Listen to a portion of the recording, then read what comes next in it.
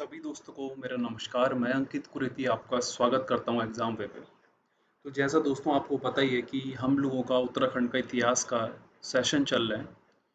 तो आज जो मैं आप लोगों को कराने वाला हूं वो कराने वाला हूं कि उत्तराखंड में बहुत छोटे-छोटे कुछ शासन थे, है ना? कुषाण वंश हमने पढ़ दिया जैसे यौधेय, छगलेश, सिंहपुर और यदुराज। तो देखो जो ये छोटे-छोटे राजवंश थे इनके बारे में ज़्यादा डिटेल तो नहीं मिलती है। पर कुछ पॉइंट हैं जो हम लोगों को क्या है याद करके रखने हैं और पेपर में ये छोटे छोटे पॉइंट ही वो लोग पूछते हैं।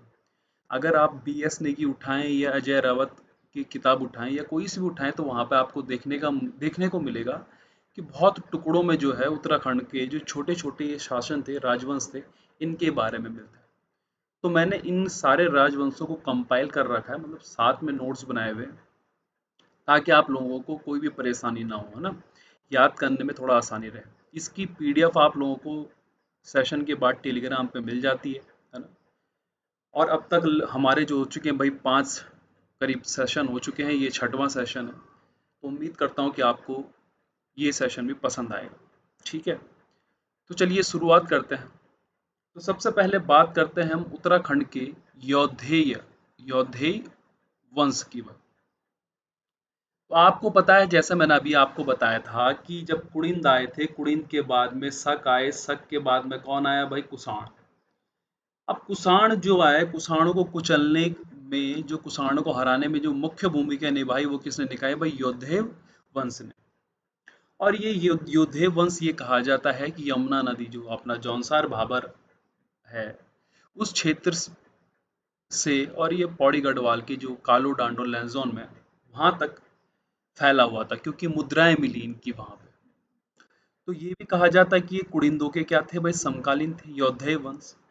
इनकी मुद्राएं जो है जौनसार भाबर, ये प्रीवियस ईयर का रिपीटेड सवाल है, और कालो डांडो में मिला भाई। कालो डांडो मतलब जो आपका ये लैंसडौन है, और लैंसडौन का नाम भी अब चेंज होने वाला है, जसवंतगढ़ नाम रखने की सरकार इसका नाम रखने की सोच रही है। ठीक है, अब देखो यहाँ पे जो इम्पोर्टेंट पॉइंट है वो क्या है कि योद्धेय शासकों के द्वि द्वि व त्रिमुद्रा लेख वाले सिक्के भी क्या हुए भाई? प्राप्त हुए हैं।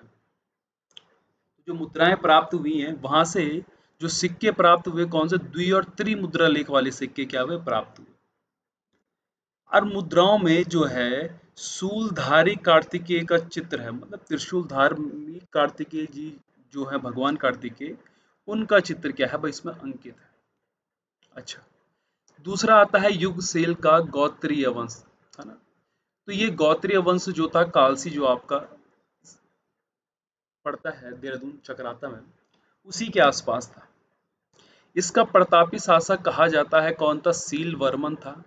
इस सील वर्मन ने जो है जगत ग्राम में बड़वाला वेदिका बनाई, है ना? मतलब उसकी जो वहां पे उसकी स्थापना करी, वहां पे इसका नाम मिलता है, किसका? सील वर्मन का। इसने यमुना तट पर 4 अश्वमेध यज्ञ कर घोड़ा छोड़ने वाली जो प्रथा थी कि जहां तक घोड़ा जाएगा वहां तक उनका राज्य की सीमा रहेगी। और एक हरिपुर पूरा स्थल भी मिलता है, कहाँ? देहरादून में ही। तो अगर कोई पूछेगा आपसे कि हरिपुर पूरा स्थल कहाँ है, तो ये जो है ये कहाँ पड़ता है? आपका देहरादून में। और इसका संबंध पड़ता है गौत्रीय वंश से। किससे पड़ता है? गौत्रीय वंश से। अब कुलूत वंश जो है ये इतना इंपॉर्टेंट नहीं है, बस एक बार ध्यान रखने के लिए आपके लिए रख लीजिएगा, क्योंकि ये कांगड़ा जिला जो कुल्लू घाटी है वहां पे था, और उत्तराखंड के भी पूरे हिस्से में नहीं था, मतलब जो हिमाचल से लगा हुआ एरिया था उसमें क्या था? इसका शासन था। और इसकी जो जानकारी मिलती है वो वृहत संहिता और मुद्रा राक्षस में क्या मिलती है भाई? हमको जानकारी मिलती है इन दो किताबों में। इसका प्रतापी शासक हुआ करता था वीरियस। कौन हुआ करता था? वीरियस, जिसकी हमको क्या मिली है भाई? वृत्ताकार रजत मुद्राएं। तो अगर आपसे पूछे कि वीरियस जो प्रतापी शासक था उसका कौन से वंश से संबंध है, तो कौन से संबंध है भाई? प्लूत वंश से। और उसकी जो मुद्राएं थी वो कौन सी थी? वृत्ताकार रजत मुद्राएं। अगला है आपका काशीपुर। आपको पता है कुषाण कालीन में इसको गौविषाण बोला जाता था। यहाँ पे मित्र वंश के 2 राजाओं का उल्लेख हुआ है। कहाँ पे? जो आपके काशीपुर में भाई। कौन कौन से थे वो 2 राजा? वो राजा थे मात्र मित्र और पृथ्वी मित्र भाई। ये आपको ध्यान करके चलना है, क्योंकि यहाँ से डायरेक्ट सवाल बनेगा, क्योंकि और इसके बारे में कोई भी इतनी ज़्यादा डिटेल अभी किताबों में नहीं दी गई है। हिमालय का कृतपुर राज्य देखो, तो जो ये कीर्तिपुर राज्य था ये उत्तराखंड, हिमाचल प्रदेश और रोहिलखंड का उत्तरी भाग में क्या था भाई स्थित था। और ये कहा जाता है कि ये गुप्त साम्राज्य के क्या था अधीन था। और ये किस में देखने को मिलता है हमको, प्रयाग प्रशस्ति में भाई। ठीक है। कुछ इतिहासकारों के अनुसार कीर्तिपुर पर कुड़िंदों का शासन और राजधानी क्या थी कार्तिकीपुर। कुछ इतिहासकारों ने कहा कि भाई जो यहाँ शासन करता था वो क्या था, कीर्तिपुर पर जो था कुड़िंदों का शासन था भाई, है ना। और उनकी राजधानी क्या थी कार्तिक। पर ये 100% क्या नहीं सत्य नहीं है, मतलब कहा गया है अनुसार, एक अनुमान लगाया गया है। और यहाँ ये भी कहा जाता है कि हुण राजा तोरमान और मिहिर कुल के अधीन के हिमालय का क्या था उस टाइम पे कुछ भाग था। मतलब हुण जो थे, देखो कुषाण आए, शक आए और फिर उसके बाद में क्या हुण राजा आए। तो हुण राजा जो थे तोरमान और मिहिर कुल के बारे में ये कहा जाता है कि हिमालय के कुछ भाग क्या थे उनके क्या भाई अधीन थे। तो इसमें कुछ इंपॉर्टेंट इतना पॉइंट नहीं है ना, कि जो पेपर में आने लायक हो आपके, क्योंकि एक ये तो अजम्पशन हो गया भाई कि एक तरीके से मानना हो गया। और यहाँ पे ये चीज आ सकती है कि ये उत्तरी भागों में क्या था भाई स्थित था, उत्तराखंड, हिमाचल प्रदेश और रोहिलखंड का। ये छागलेस वन जो अगला पड़ता है ये आपके फॉरेस्ट गार्ड के पेपर में बना था, है ना। तो आपसे मैं पहले ही कह रहा हूँ कि डायरेक्ट सवाल बनता है। वहां पे सवाल बना था कि लाखा मंडल में, सॉरी जो ये छागलेस वंश है ये कहाँ का वंश है, मतलब किस स्थान पे है। तो लाखा मंडल के खंडित शिलालेख है, मतलब टूटे फूटे कुछ शिलालेख मिले जिनमें ये पुष्टि करी गई कि यहाँ एक वंश रहा करता था जिसका नाम क्या था, छागलेस। और इसके 7 राजाओं के नाम मिलते हैं किसमें, उन खंडित शिलालेख में। अभिलेखों में पहला नाम जो मिला वो मिला नरपति जयदास का। किसका मिला, नरपति जयदास का, है ना। जो कि किस वंश का राजा था, छागलेस वंश का। ये पेपर में आने के बहुत चांस हैं। और अंतिम जो राजा था वो क्या था, नामक्षत। क्या था भाई, नामक्षत। तो नरपति जयदास जो था वो छागलेस वंश का प्रथम शासक था। और अंतिम जो शासक था वो कौन था भाई, नामक्षत। अगला है सिंहपुर का यदुवंश देखो, है ना।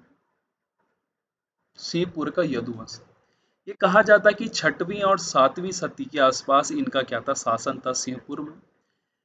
अब सिंहपुर आपका यही जो लाखा मंडल वाला एरिया पड़ता है, उसी को यमुना प्रदेश के नाम से जाना जाता था। तो वहीं ये जो था सिंहपुर क्या था, राज्य था किसका, यदुवंशों का।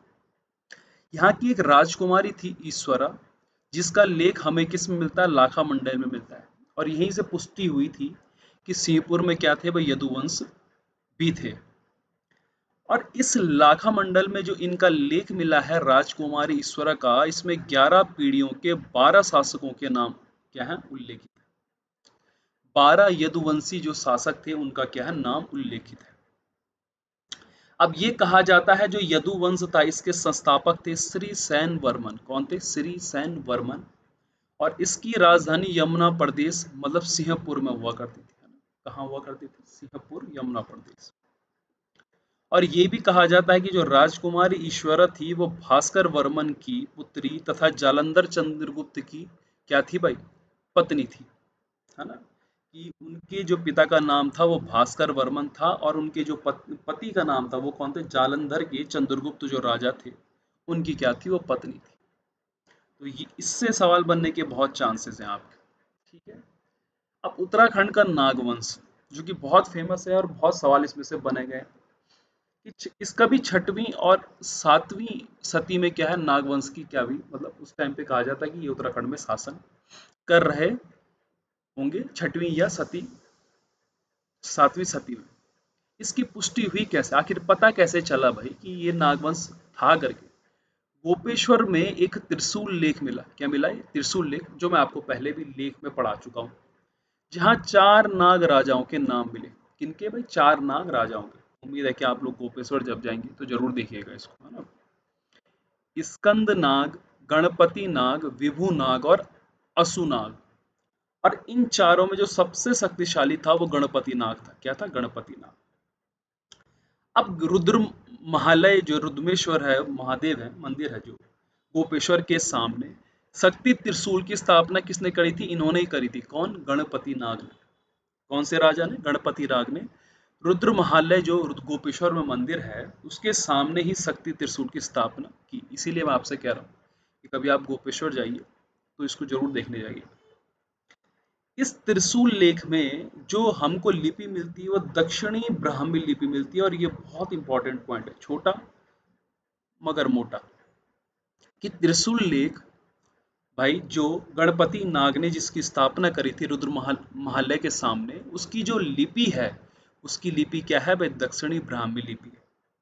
और ये कहा जाता है कि यदुओं को जो हराया था इन्होंने ही हराया था। किन्होंने भाई? नाग वंश ने। अगला जो पड़ता है हमारा मौखरी वंश। आपको पता है कि नाग शासकों को किसने हराया? मौखरियों ने भाई, उत्तर प्रदेश का एक वंश। अंतिम शासक इसका ग्रहवर्मा था, और उसके बाद ये किसके अंडर में आ गया भाई? हर्षवर्धन के। किसके आ गया? हर्षवर्धन के। जो कि आपकी वीडियो में इस बार सवाल भी बना था कि इलाहाबाद में हर 5 साल में धर्म सम्मेलन कौन करता था, है ना? तो अब देखिए, जो थानेश्वर है वहां का ये हर्षवर्धन वंश था। बाणभट्ट द्वारा रचित हर्षचरित नामक पुस्तक में उत्तराखंड आने का इनका वर्णन है। तो आपसे कोई कहेगा कि हर्षवर्धन जो राजा थे उनके उत्तराखंड में आने की पुष्टि कौन करता है? तो बाणभट्ट द्वारा रचित हर्षचरित में ये बताया गया है। अब आपको पता है कि इनके काल में जो है चीनी यात्री वेनसांग आए, और वो हिमालय के एक राज्य जिसको ब्रह्मपुर राज्य, जो आप अभी कुछ थोड़े मतलब इसका जो सेशन आएगा, ये आज के सेशन के बाद का जो सेशन रहेगा उसमें पढ़ेंगे कि ये सिंहपुर राज्य में गया कौन। और ये भी सवाल बन चुका है आपका पेपर में। और इस सिंहपुर राज्य को कहा उन्होंने पोलोहीमोपुलो। क्या कहा? पोलोहीमोपुलो, जो कि था कौन सा राज्य? ब्रह्मपुर राज्य। और वेनसांग ने कहा कि यहाँ जो है 5 बौद्ध विहार भी क्या भाई उस टाइम में स्थापित थे। अब जो आपको पता है कि पुरातत्व के जनक कहा जाता है जिनको, अलेक्जेंडर कनिंगम को, है ना? उन्होंने गढ़वाल और कुमाऊं के संयुक्त क्षेत्र को क्या कहा? ब्रह्मपुर। उन्होंने कहा कि अगर वेनसांग ब्रह्मपुर घूमने आया, मतलब देखने आया, तो इसका मतलब ये ब्रह्मपुर उस टाइम पे क्या था, क्या रहा होगा? आज का उत्तराखंड। आज का उत्तराखंड। वेन्स वेन्स्यांग ने गंगा को क्या कहा? महाभद्रा। क्या कहा? महाभद्रा। हरिद्वार को उन्होंने कहा मोयूलो। क्या कहा? मोयूलो। और कहा कि इसका जो क्षेत्रफल था वो 20 लीटर था। तो उस टाइम पे ये चीनी माप थी, मतलब जो चाइना जो कंट्री है आपकी, वहाँ की जो माप तोल की इकाई थी वो उस टाइम पे क्या हुआ करती थी भाई? लीटर पे हुआ करती थी। तो उन्होंने कहा कि जो इसका क्षेत्रफल ये कितना है भाई? 20 लीटर है। तो आपने ये शासन पढ़ा। अभी आप और डिटेल में पढ़ेंगे ब्रह्मपुर राज्य के बारे में, शत्रुघ्न राज्य के बारे में, है ना? तो जो ये छोटे छोटे राजवंश थे, यहाँ से कभी कभी डायरेक्ट सवाल हमारा बन जाता है, और हमारा वो सवाल इसलिए छूट जाता है क्योंकि हम लोगों ने वो पढ़ा नहीं रहता या कभी कभी नज़र नहीं जाता। तो मैंने आपको ये पीडीएफ फॉर्म में दे दिया है, हैंड रिटन नोट्स की फॉर्म में दे दिया है। इसकी पीडीएफ आप टेलीग्राम से डाउनलोड करिए, देखिए, पढ़िए, अपने नोट्स तैयार करिए और तैयारी करते रहिए। तो उम्मीद करता हूँ कि आपको ये सेशन पसंद आया होगा, है ना? आगे के सेशन में जल्दी मिलेंगे। तब तक के लिए धन्यवाद।